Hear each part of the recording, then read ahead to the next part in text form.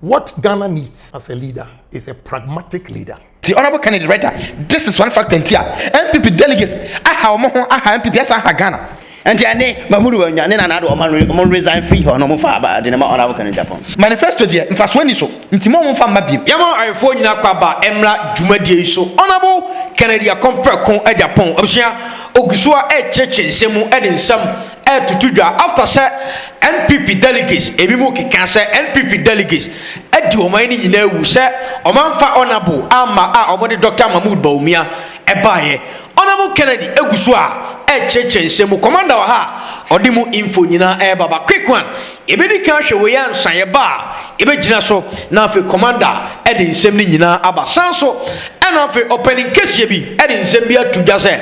manifesto tententia ye kwa koto aba na presidential candidates no omo de aba begina ho na omo kan tro man ni nyina enso omo ba bakukura ni ho a omo de ba ya adwuma no enkasa manifesto no yentwam quick one commander edisa info no so nyina bana fe no bibia e fa commander boko de yeah right abako na why boko am say honorable Kennedy Ogusua chensemu yeah but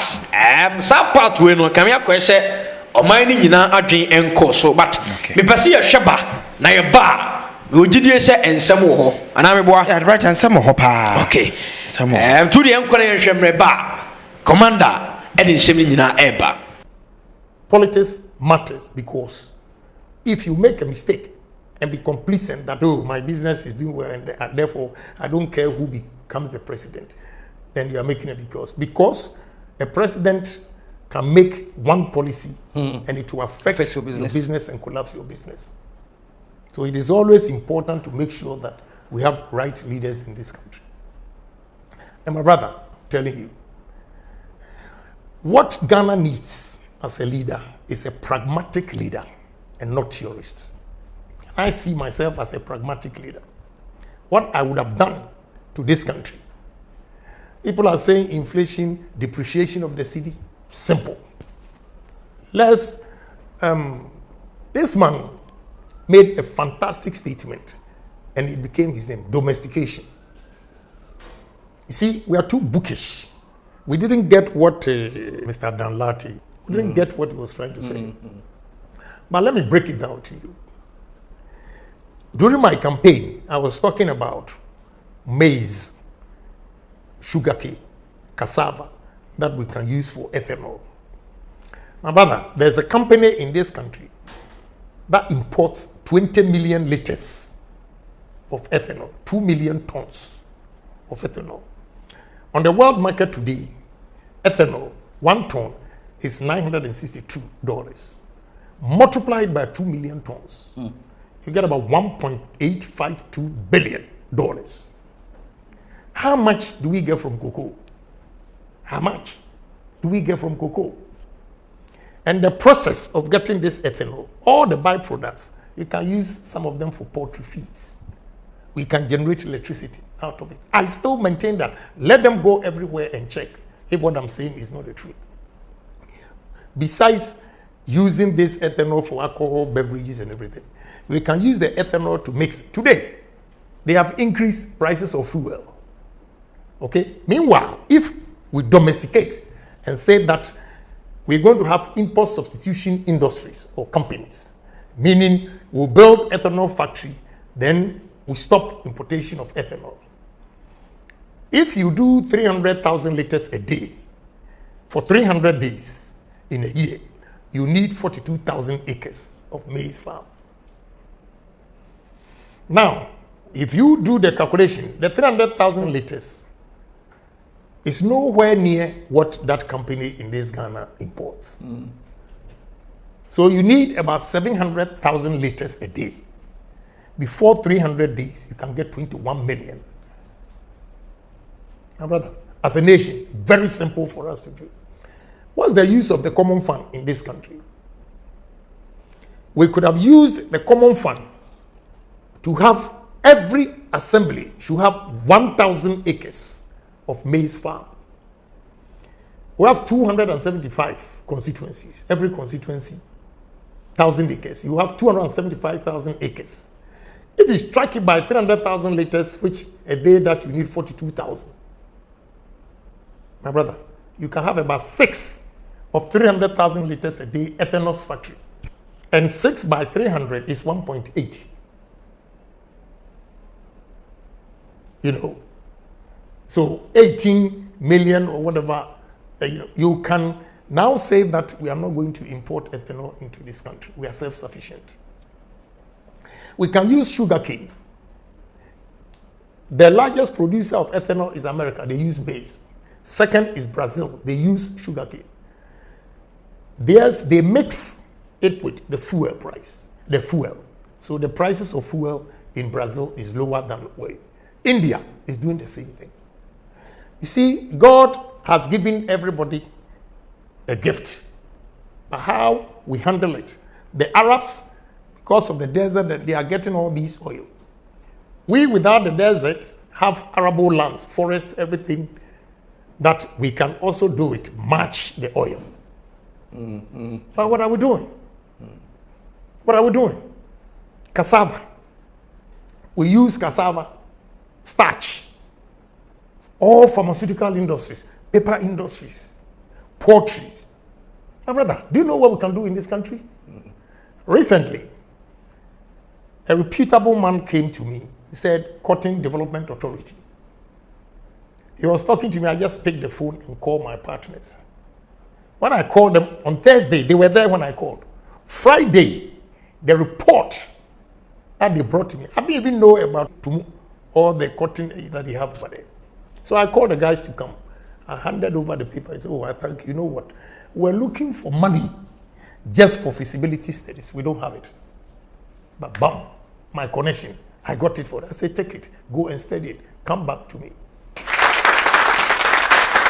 I was talking to the speaker yesterday, and he confirmed that cotton, when he was in school, he was doing vacation employment in the cotton farms. ABA Fuseni also confirmed that he was doing vacation employment at the cotton farms. What has happened to us? And in the report, the guy said, Burkina is doing very well in cotton production. Benin, now the president has taken charge himself, cotton production. Then he said, it means Ghana, you are not doing something right. To the Cotton Development Authority, I wasn't aware. They made me aware that they have over 1 million hectares, not acres, of farms suitable for cotton. And the last point they made was that we have a buyer to take off-taker agreement we can sign with you. A company in India will buy all these. My brother, if you put, look, soya beans, coconut, banana. Last 2 weeks, I was in London. I went to Waitrose and I bought banana, and it was produce of Ghana. I said, gee, then why don't we promote banana, growing banana here, if the market is there? Yeah, I saw it. Then I saw a package about this height. Coconut juice from Sri Lanka, 2.75p at a pharmacy shop called a Boots. Also. Look, there's so many things we can do in this country. And sorry. Not to cut you off. So are you sort of like reflecting on how the extent to which we are not able to utilize resources that can would have... Exactly. We are so dependent on foreigners for our survival. Yeah. It's a shame. Yeah. And on this note, because the first time I heard you talk about running for president, well, I don't know how long you've had that goal to run for president, but the first time I saw you on TV and you said you were so frustrated and talked about, I have to even run for presidency, was when the NPP decided to go to IMF. That's when the first time I heard you, in your reaction to that, you said, no, things have got to change and I'm going to be president. In other words, was this a part of the agenda that you're having, that we should be so independent that places like IMF and all that shall be cut off? Yes. You see, I didn't have intention of running or to become a president, although I agree that every politician aspires to the climax. But I later decided to contest because I realized, look, if there will be change and there will be youth employment if we can improve on it, create job opportunities for the youth. Let me borrow the word domestication. Then latte, domestication. Then Agyapong.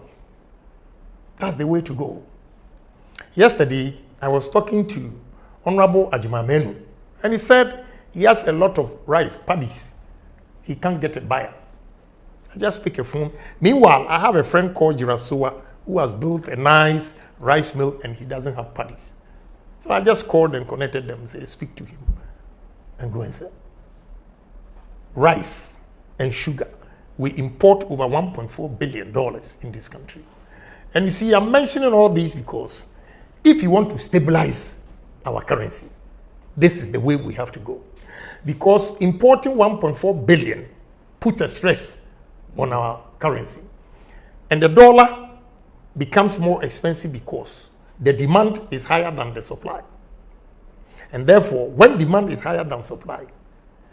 people tend to offer higher prices to get it. Then the moment the dollar goes up, our cedi depreciates, meaning you need more cedis to go and buy. So if we are able to stop importation of ethanol, minimum $3 billion will be saved. Not saved, but we protect it. There will be no rush, and therefore we can stabilize it. If we do say to sugarcane and sugar and rice, 1.4 billion, there will be no rush. That takes you to about $4.4 billion. Soya beans, yam. I have a technology whereby President Akuffo's time, Kwashigan, when he was a minister, my partner and myself, we went to Holland with yam for experiment. We can store yam for 8 months in this country. What do? All you need is a warehouse and just small machines even to process it into yam chips. You go to all these fast foods and they are promoting potato chips which they import. I think going to Vice President's region, I also saw that they produce a lot of potatoes. All we need is to have warehouses that we can store it for 8 months and have yam chips we can export. Nigeria, they have yam powder. Every African market you go, you see yam powder there. My brother, what are we doing? It is not English. I look at them and they are speaking English. All this English, their pocket is empty. Your pocket, you are speaking big English. Your pocket is empty because you are a tourist. You are not a pragmatic person. The things are there clearly that this is the way to go. My brother, when I visited Volta region, I said to myself, wow, Rawlings has done a disservice to his own people. With these lands, what he could have done, the industries we could have created in Volta region. I went to the north, saw these vast lands, and the people are poor. How? What is wrong with us as human beings? I said to myself, look, what South Africans have done, we Ghanaians can do it too. What any country, India, with all the biggest population, the largest, they have about 1.5 billion, they're beating China. And still, they are able to produce rice and export it to Ghana. How? Why can't we do it? So, all I'm saying is, now we talk of cocoa, it's a shame that even the local industries that are producing cocoa import cocoa. We should be able to talk about it. Okay, Commander. The writer. Obi beka say, adwiwe nyina no. Ngofo so me blame bema NPP delegates. Adwiwe gu honorable trim. Ene che say, emwan kwai so dey ba be bo man na NPP delegates. Edi o man na bro no. Okay. Say honorable the way nyina e ba betina chi. Ti e hard me pa. Ba ye nwram quick one. Oh, the writer. And your other stories so yeah you ba you become okay, but you honorable Kennedy din the what I didn't say honorable Kennedy a compare kwa Agyapong or can sempe bre but video kwhwe ye one aspect and so gina on its own now assemble ko na ha adwen say Ghana for the writer I mean ka say Ghana for nyina but MPP delegates omo decide ma omo ho but omo decided dem Ghana okay. The rest of the Honorable Kennedy, pensama wakan ene ogina ba bia ne nsama wakan writer aba mienu miensa bi ada bia me fafri ni nsam ni mu no eyese oye man on his own na oye obi a the writer o vision ya ka se obi o vision a enya asem na wode wa no be kan keke ne kire se o wa ni so ade hunu na mmo wode wa no kan asem no ede ena wodi wu akwam se ade na wo kan no ebe ye yie ahona me kwanse ni nyina wo because political leaders in Ghana the writer yen kan okran kire ya ho say omo ba on be gina bonten no ma make promises na omo hyebo no ma kansem bebre se ye ba power ye weni ye baba be ye in a raw form no ma jahoko nti da bia wo bete se o montoma ya ye ba adwuma beba that is ade omoka ye ba sika beba mbotum at the end of the day man pani nyi sika emfa hyehyem krofo botum no at the end of the day yenyi teachers wo ho adi emfa new teachers yenyi nurses adi emfa new nurses nti kire se age se ye create new source of employment because that na yetimi pamo mo ho no emfa foforo mishim now new source of employment the free neighbor and any questioner na was there be ebisa ho say politicians ne so omoba on be fa ye nwuma on be ma ye adwuma na free neighbor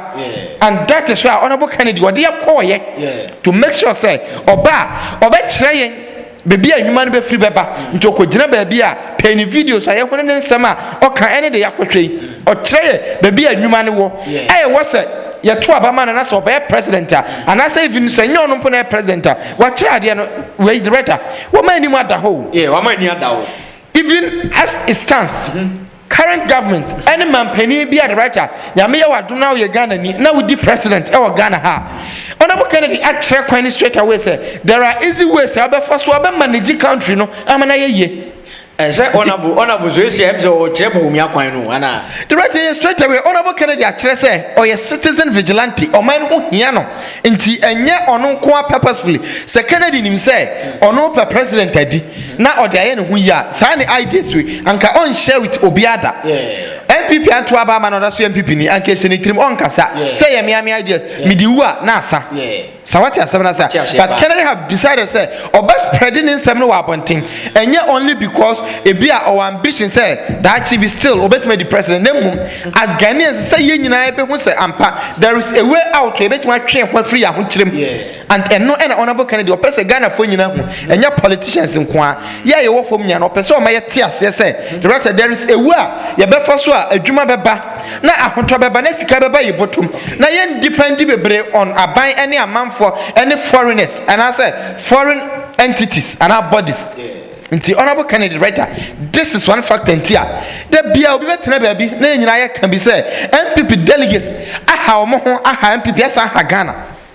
etena baabi ai beka omo na nkofo basho the writer omo na was basho mu because senanka honorable Kennedy na ye kwotwa as Ghanaians me giri say ankanya sa vote no obenya ankanya this percentage no obenya anko obenya opportunity to serve Ghana at that level no person okono but because na MPP delegates nkwa and memeti amenya delegate o ti awunya delegate what you say nti obeden what to be enye ye nti delegates ni mum ena na also mu take right decision na eboye na yenso ye to mu decision na o ma take ne so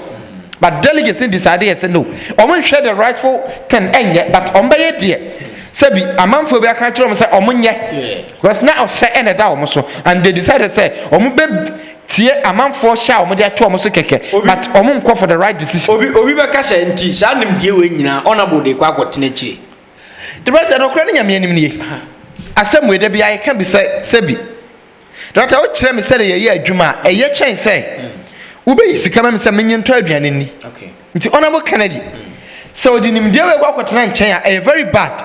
but no kra woman say honorable Kennedy aye open o share sa ideas we nyina to a whole Ghana the writer but ye nyina nsusu ye nim say ye wo adwuma bi wo ho a wo ho nipa no beka but nyo bia na betimi aye nti ase nipa na nti asem ne nyina ne say honorable Kennedy nsem na wo ka no ye nyina nim sampa wa share ideas no wato de amaye say ye nhwem na ye hu de betimi fa na mum e ono ankasa na etimi hu say we ni we betimi nti ono nanim kwan ye befa so ade e be gina yie nti ye option ye woni de option woni say ye nso so ye be decide as a country say ye man opportunity na de o ka no o implement ma ye nhwe so what ma sam na say because ade no waka ade nyina transfer you hu say ade na waka no but the process ahodo be fa mo nyina ato ho aye hu ni sampa it is possible we are breaking it down amaye but enye se odi wa no be ka keke na one breaking it down an church mama yanti ase cause policies bi ha politicians ni be can clearly so one gats trans breaking it down who say enye ye and because enye ye ni the politician on best we be can okra kire on breaking it down da bi obatrasia na we ka say it is possible be ye me hwa wonim say enye ye nti ade no we ka say on breaking it down on breaking it down and on one gats put nim kwan obefa so a obe breaking the message ni down. But honorable candidate and director were breaking it down just to show say again ebeye aden man opportunity na onye maye hu sampa afide ade no kan aye ne nyina hontoye.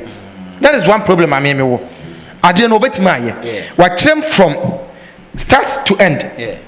Director na for example baako eta no asema o trekyere mu ye nyina hu ba bi o start ye ade eta no asase kura ye dua de cross ebeye waka kon anase maize waka banche yenye say ya Ghana ha asase yedua banchi yedua buru eyeye nti de na ebeye ampanso ye wasase ne da ho nti we kire wo say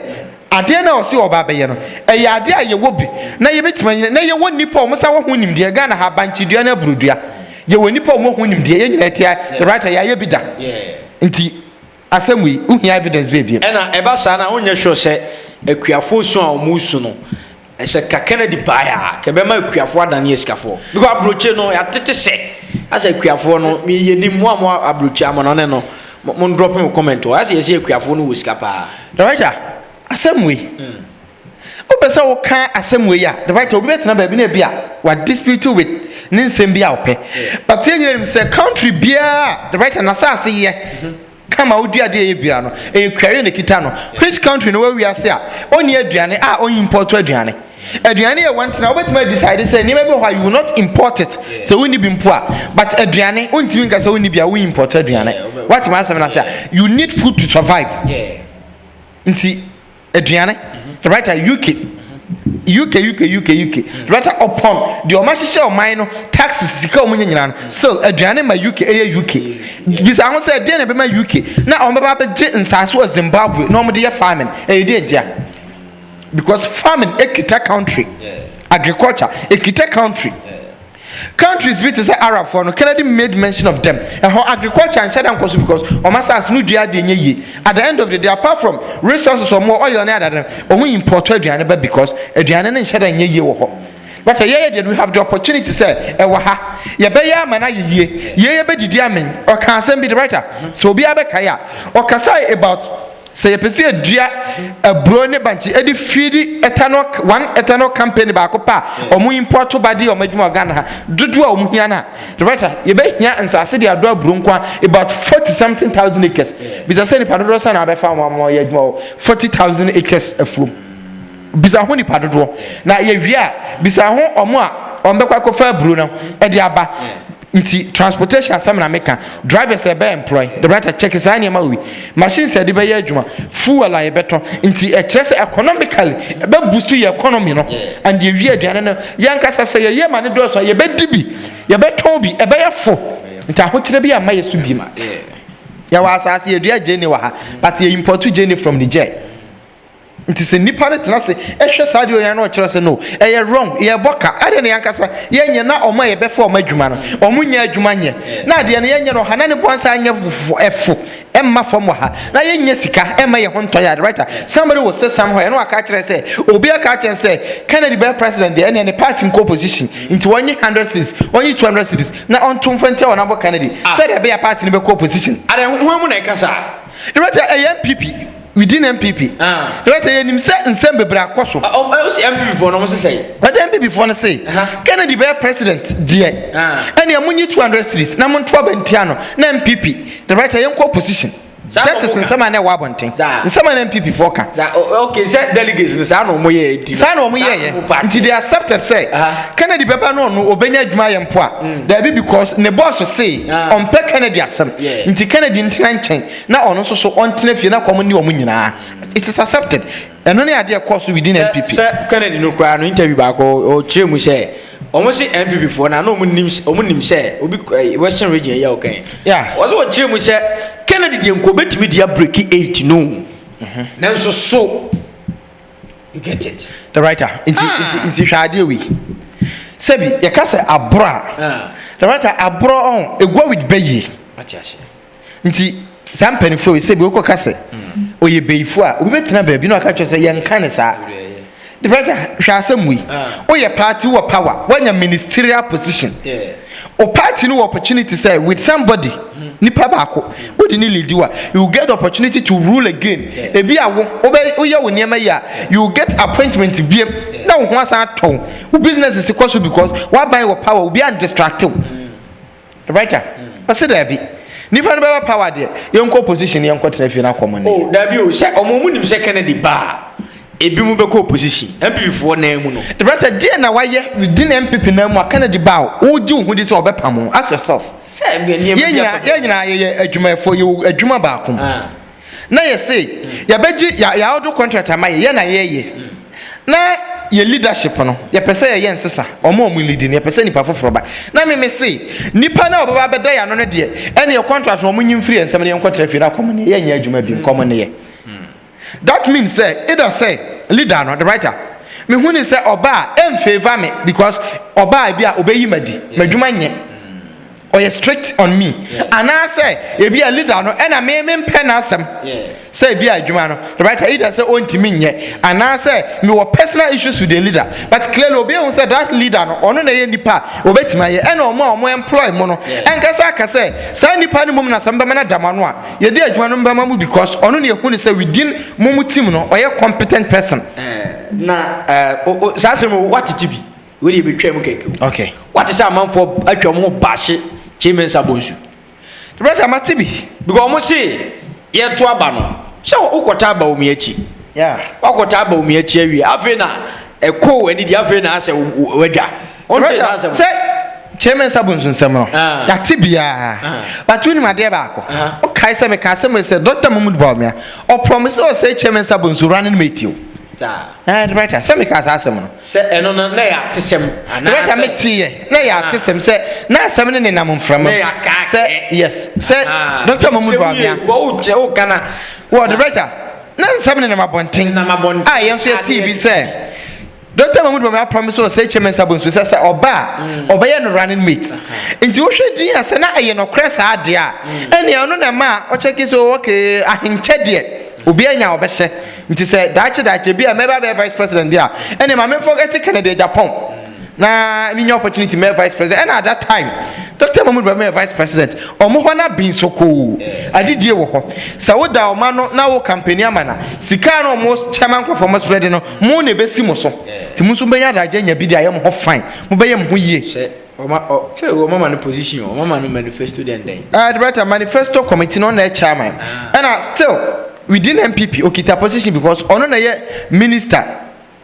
for parliamentary affairs still Chairman Sabonsu okita position so MPP nti ono na dia no but eduru ba bia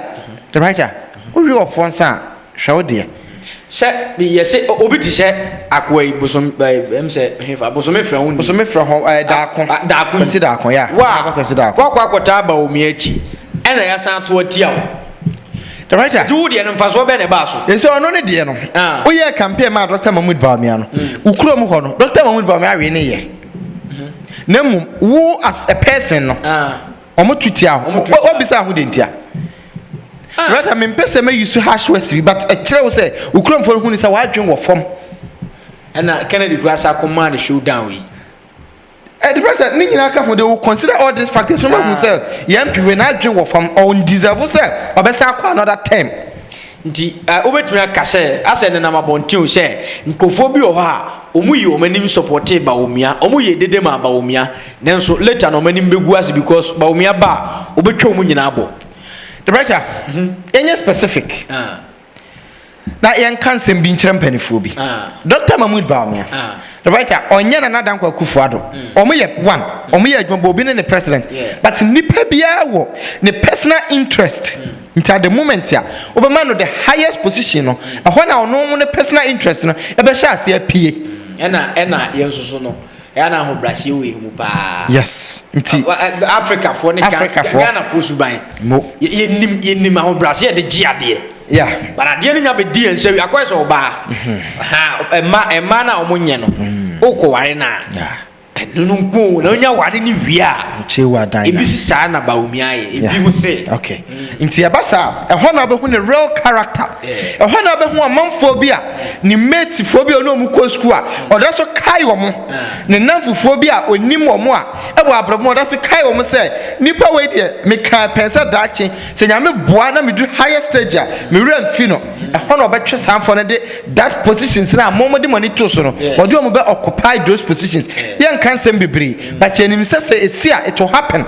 esia ebesi nti ahomo odo mo be occupy sa positions no ehɔ no obekwa kotena fie de be nya say oh saa na no wote but at that time no na doctor momu me e too late or your president wuti fie wa free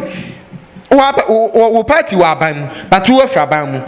akwasi da akon as I'm talking to you or wa rehom osu because the party wa ban mu but our opposition okwa parliament na ni na nim aguase ontimi nko ni kuro Bawumia background na appointee kura won say nye bi right na nim aguase poto ontimi nko ni kuro wa fere at the end of the day the tenyan say political career ne begu either say obetu kwan akotena amonone ana say obekan kran ontimi mfiri kran enko ni kuro nti sometimes yentin sembiase menkase na nima guase se abana waluso ne nkwa but honorable kwasi da ko the writer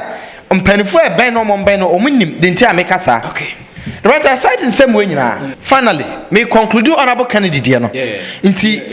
in my conclusion no mesra say going forward as Ghanaians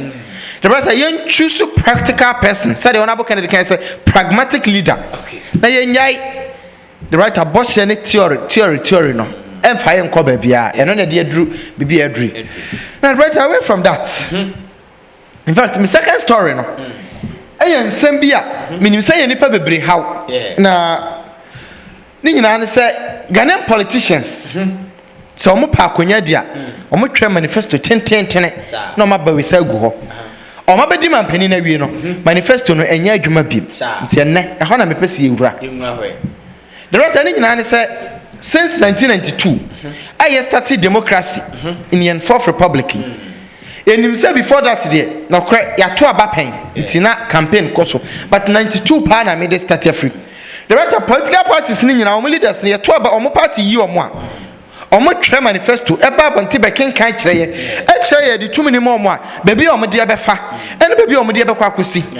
nti emagana fo nya gidie ene arihemu wo mu se oso de be fa ha nti ye hwe so to aba mo and maka se hwe obi ansem obeka na hwe so to aba ma no nti se de be ya nipa ne nsem no the writer ndeceive ye nti no enyadaji tie pa but at the end of the day e gina so to aba ma nipa ne wia na wa to manifesto no e de ato dasbin mu na oye de opɛ ene de amanfo bi beka kire se onye the writer ne nyina ne se Dr. Mahmoud Bawumia enchene manifesto beba okay na nya ono nko a Alan Mahama any former president mama omo nyina manifesto eba na yati omo messages mpo yatete hu bi atensem omo ka na yasem nyina ne se wahwa political parties e wo Ghana manifestos bebreba omo de aba since I share democracy asi so omo de beto abonti na omo ka wia ya to aba wia de nanka ye expecting say in omo manifesto no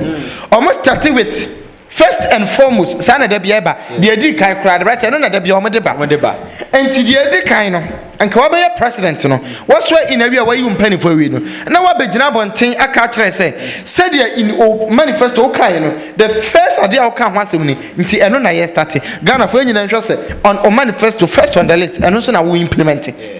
na mpaye nyina hu say ampa no kre politician no o ka kire say we president adire no be start first nti o start na ye nyina ya sha na eko edru stage a gina na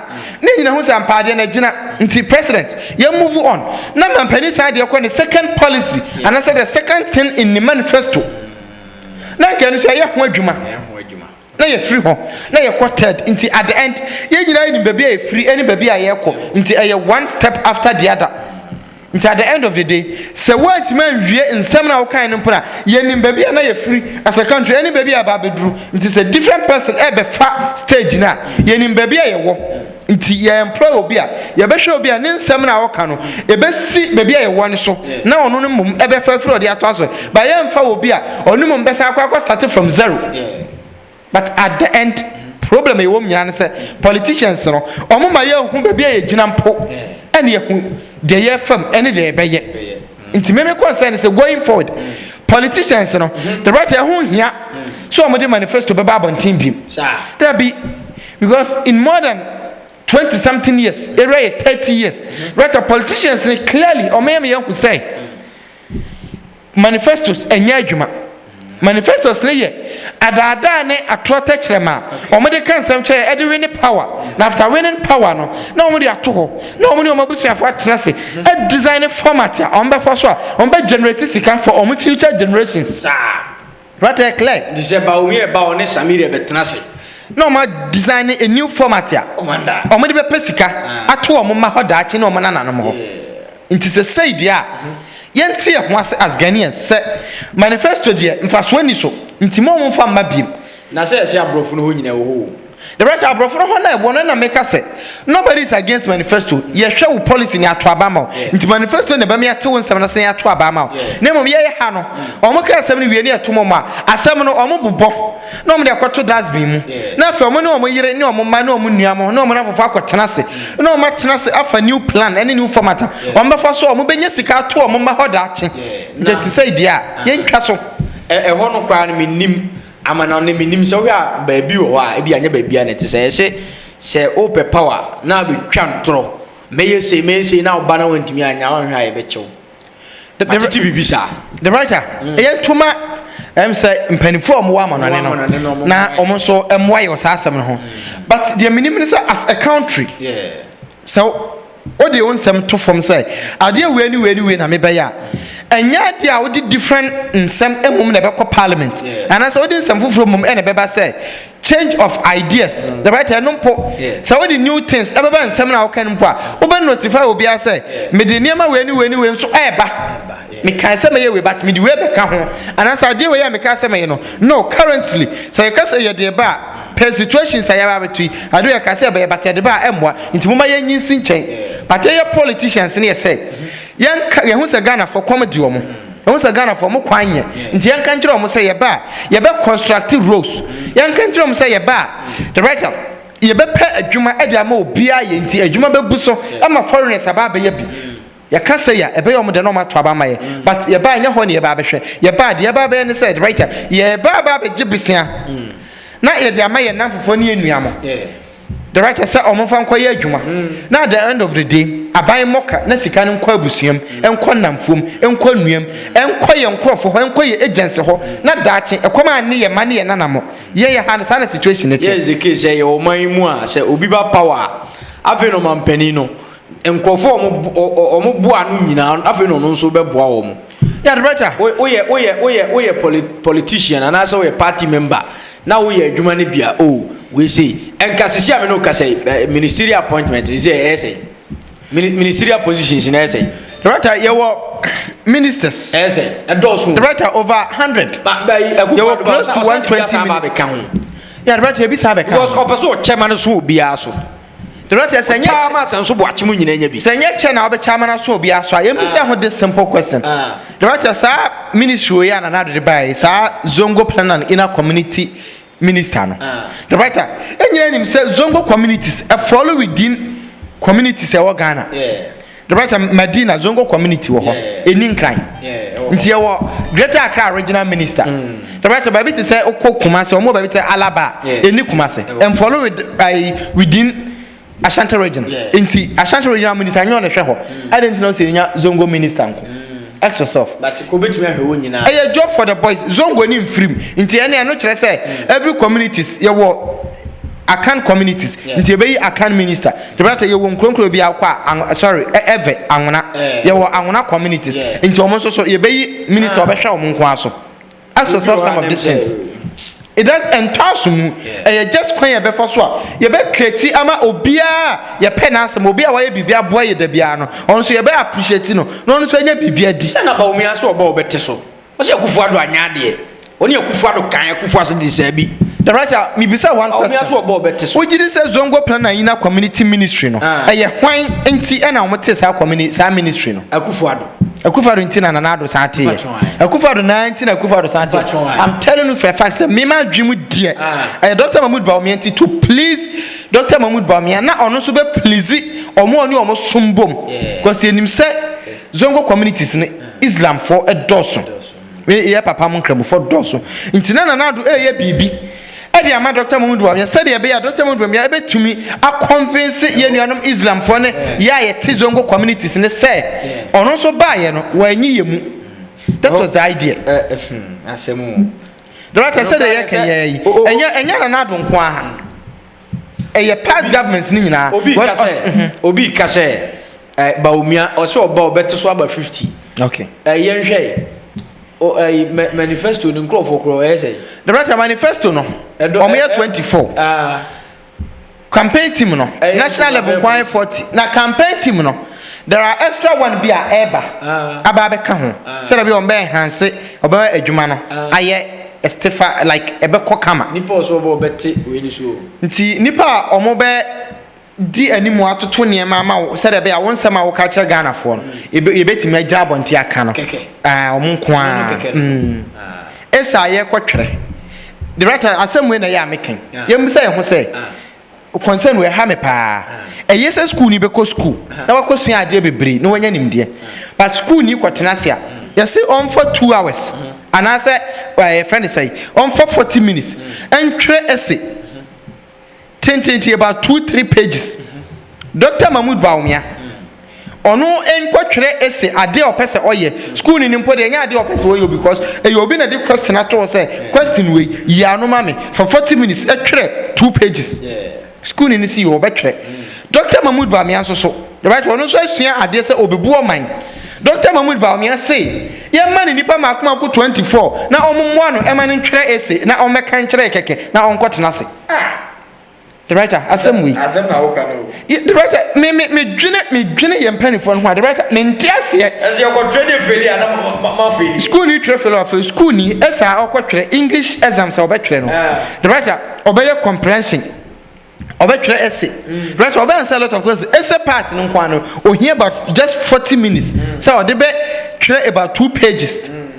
I also be correct question no no na set man ho Dr. Mahmoud Bawumia no na set question ama na ho because no na e kira ade a wo beye nti wa no wa kwatwere o vision wa twere question ama ho e na wa wu se be ya no na question me ama twere me ho me se be ya no me se ya ma me nipa 24 no mo mo me na me nyi question we ya no question so wo be kan kire ya ye ni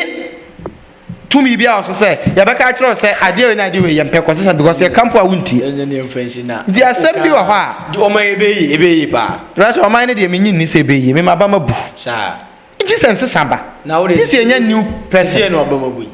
the right am ba mu musan because say nya rightful candidate mpo a delegates o mo Ghana ha ka kire say o mo mpe rightful candidate bia o Ghana ha delegates in Ghana nti sese no say o to na delegate bi ba na obebo obosia o ma no the right obebo mbusia say say bia wo aba ne ho akire no boa ne kakra delegate no ho akire no the right delegate ho nkire no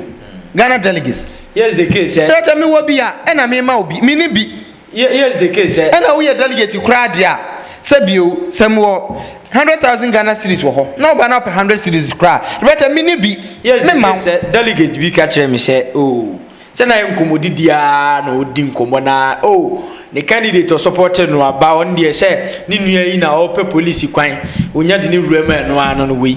nti ono de ompa adwuma ompa ska ompa abrabo ompa hoto ono nko ani nua na o ko police ni nti no nti nyame ya adom papa ne de be wuram nyame ya adom na nua no ko police wie na Ghana afere ya kwadu stage a yentimi ntonso mpo nnom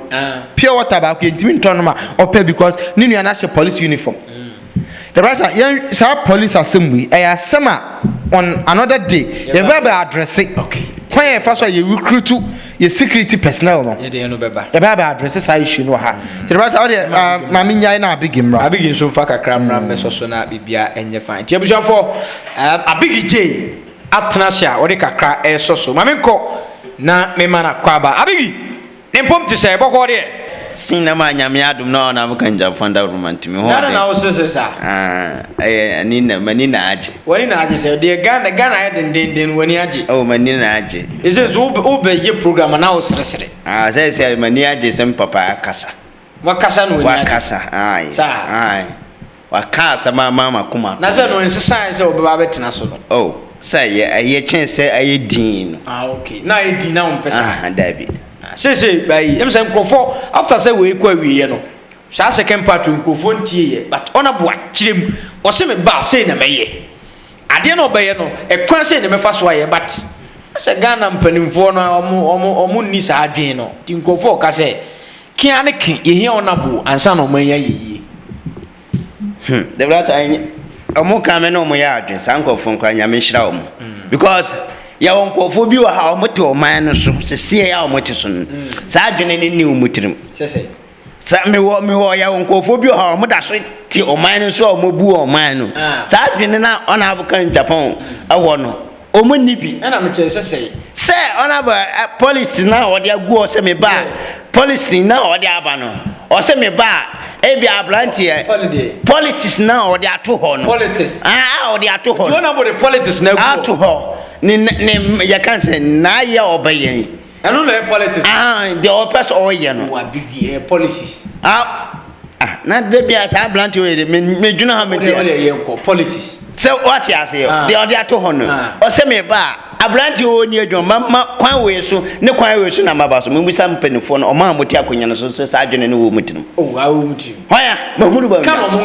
omunka na se ne faso ani so se ya ma wotena se enti ane mahuru ba nya ne na na do o resign free ho no mo fa ba de ne ma ona wo kan Japan abigi eni adenti na enye yi ebetime ye okay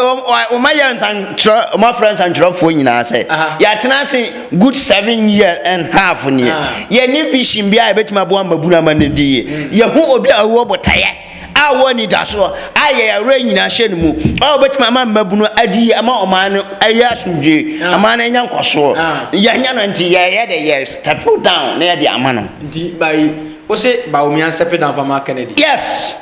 I know so enye 100% abaye wo ye nya atwom I 100% say abaye di sankofo me beta na meka nipa nti aso hwede onabo a ye to aba wanya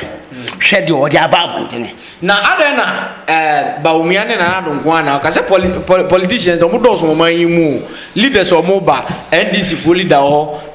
movement for change leader o munyina ba ana wo ye MPP ni ntia me fie na jatom na meka ho asem o fie be ni jatom me fie MPP mu na jatom na meka ho asem say NDC ba show say enshow say ba ye de o de machiri asem me fie na jatom na meka na me prese nipa bia o peso di ye bia no o pre ye die no ko ne fie o mpre nko abontene enti ona abo na obama MPP adiye anumanyam papa ba no ho asem na meka na instead of honorable can Kennedy honorable can Japan do the Kennedy okay okay me the way ba so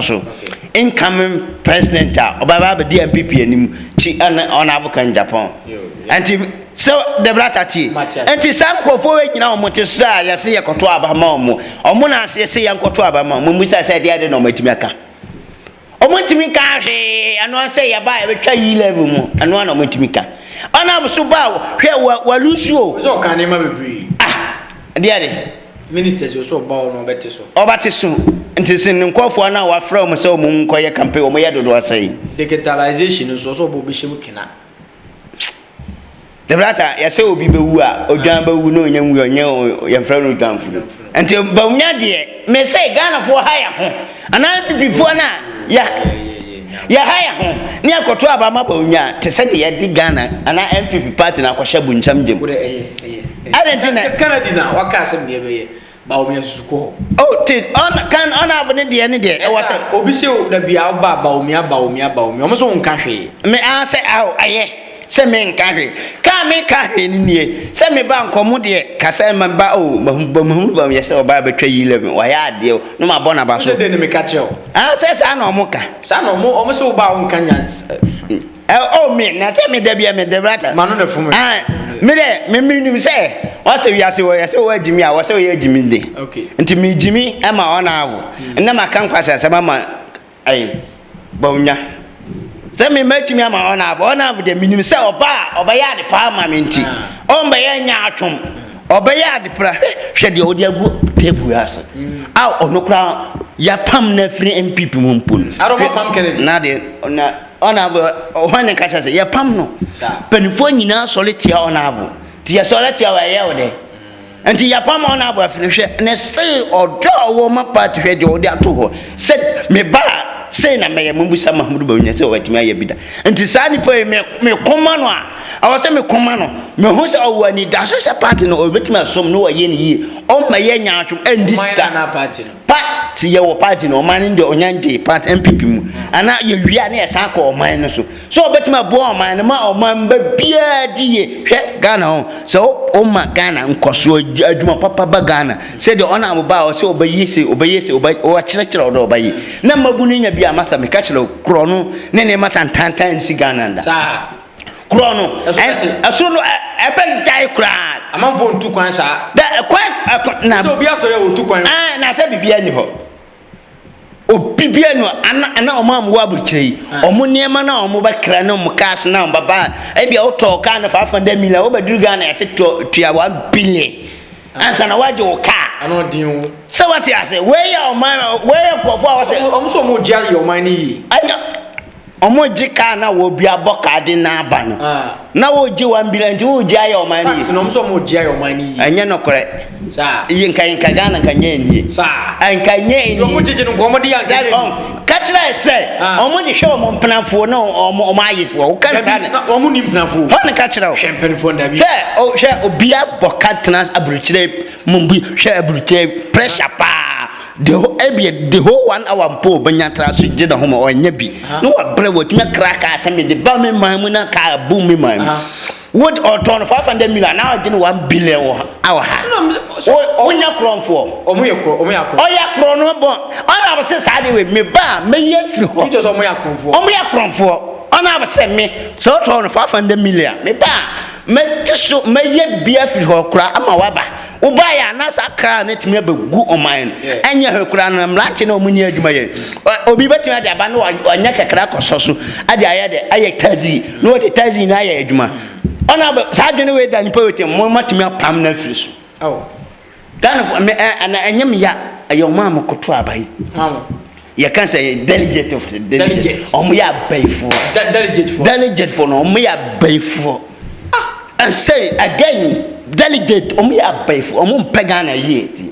delegate for no omo ko me meka apart from omo am to abama ana kan Japan no omo na ye nipa omo na ye asoro abofo omo am ko jiska ko to abama Bawumia no omo ya baifo obi beka say kan wo dan ti na wo ye sa wo ye de e kan wo dan ti aka me dan ti me dan na e kan na si ye yi kwan no e kwan na kan wo dan ene abu dan na gunti wo complain say na ten na e kan me dan kan ha me antene sa ena Akuffo ba bia e ma chia kwan na ba fa ba bia me dan nti na America say na you the right thing ena omo ye dia me e ha me da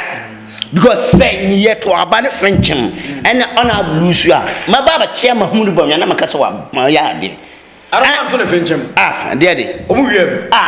na ba we Bawumia timi wini me see Bawumia opa on fam ko ba bi me ka kira play one ya to aba na man frenchim uni evidence bia me se Bawumia wa wini uni evidence mo se me ni evidence o evidence ya de ani me ni evidence ka me da so ni nsama nkofo ka abi kura ni wo mo se omoto aba na ma Bawumia mo ni kura delegate for the black me ka kira wo say so what share the delegate oboje 5 million 10 million na na omuka omuna omutimi ka say ya jimi sa sa na obebre ka say ya jimi say yakoto aba ma baifuo bia obedi yeso abushanfo aha brighter media ya de musi ya ide wo share de musi cause nsema bigi kika no enye abushanfo aha so ya the black ba pacho de me ba me so wa kan wasem abaifo na kan no pacho men ka ba unnie ni no ahuso bia abaifo okay ya ka ba yi on nye obi a wo ti me ba kire me wia na ma pacho ya ka ba yi nye obi a wo wi nipa na abaifo wo suban no e na kire so ye abaifo woni ye e na kire so abaifo ya ka karata you know karata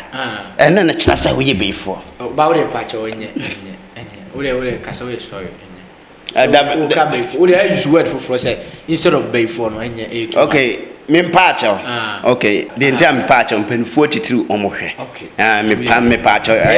so ajo mfumso we are say de tie nipa oni nuhu bia na onje mfumso de te se Bawumia oni nuhu to ya de ontimi nje mfumso na bi enko manifesto nso e grofo complain say politicians no ye beto aba na ma tro manifesto den ten afi o mbe disu wi a mo fanya adwuma the brother manifesto yes manifesto say sade no manifesto yes manifesto okay manifesto fasho me boa ti se Bawumia obe mas ate say na Bawumia kwa na wo abi the brother Bawumia obe oba tro ni ten say de ofri hakotogo oba tro ha sama tro no me kan ko ento awom no so ya kan ya kase ya mark no ka yenya 5% kura wo nti sama no so me ahon ka makase yenjai ana yemfa mlanto ho se Bawumia nkotro e ma no so Bawumia kase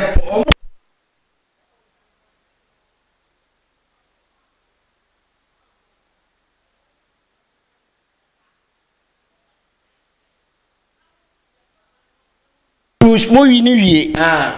mo manifesto na matimi a me yemfa mo kokot na achi wontum sa sese kan na me ti manifesto say wasam na say ebia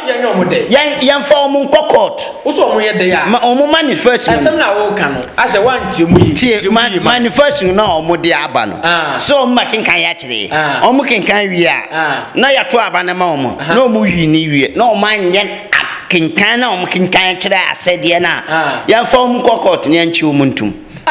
ya njelo mo say ya ampo the black ayes ade bia politician yan o mo twantro o mo ba politician o mo ba o man kantro kase kan say Mahmud Babi oba we ya oba twantro kase de aswai no nti say ya fa ya hyem mrato ne mfa kokot say wo ba ka say obesi toilet ya once ya de kokot nya fa na ebedi wasan ya mfa nkotum 10 years okay so obesi school dan ya na oba na went me and 20 years near say o mo ba sa manifesto no o mo ntimi nka entwantro ntra because yes agana de bia ye be ka kire enter na ye chufre ona be say ono de o my kan kira so the manifesto baba onko kinkan e machira no ontwantro obie bi adwuma na ampa aye nokore de brata meboa ona wa sate o mbie bi adwuma wa Ghana adwa mo hwe adwuma ona abo bi eno ne ye ka se manifesto anya manifesto ni se wa twira gubuku na aba kinkan kira brofo no monti ase o ye ka manifesto ya say manifesto ne say ona aba wa bia adwuma yi o ba kankan ya okay abusuafo mo hwe madwuma we ene manifesto na o ba twantra say obesi obetwa yi 11 ya na wo de bia obetwa ene manifesto enye nokora da manifesto ane me pese me kira de blatter say manifesto ni bia adwuma to ho na ba kankan kire ye adwuma we ene manifesto na wo betwantra say de Mahmud Babi betwantra kire ye ene na ye hwan mo nyina betwantra enye me menjintum the brata ye fancy the brata em fancy ye be sa bi mana abigi hu mfa no mse force bi na wa force kreja ahefon donti na abigi tuja sa no nti quick one ye fancy eko by media e be sa ba sisi ya kra mo nyina